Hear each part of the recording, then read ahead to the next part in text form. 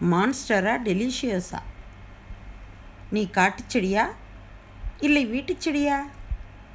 காட்டில் இருப்பது போல கம்பீரமாகவும் காட்சியளிக்கிறாய். வீட்டில் இருந்து கொண்டு எங்களை வியக்கவும் வைக்கிறாய்.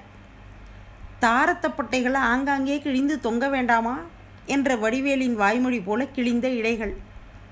தேர்ந்த திறமை வாய்ந்த தையல்காரரைப் போல உன் இலைகளிலே துளைகளை இட்டது யார்? நீண்ட நெடிய தண்டுகளை தாங்கி ஒரு அழகான அரியணையிலே அடங்காமல் அகன்று நிற்கக்கூடிய அழகு செடிதான். ஆகா, இப்படிப்பட்ட அழகு தாவரம் என் வீட்டிலா, என் அருகாமையிலா, என் வாயில் முற்றத்திலா? மிகவும் வியப்பாக இருக்கிறது.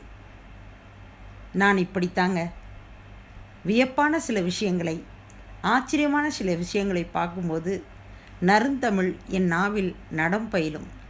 தவறாக எடுத்துக்கொள்ளாதீர்கள் நண்பர்களே. இது ஒரு கஸ்டமருக்காக வாங்கின பிளான்ட்டு. அவர்களிடம் செல்லும் வரை நான்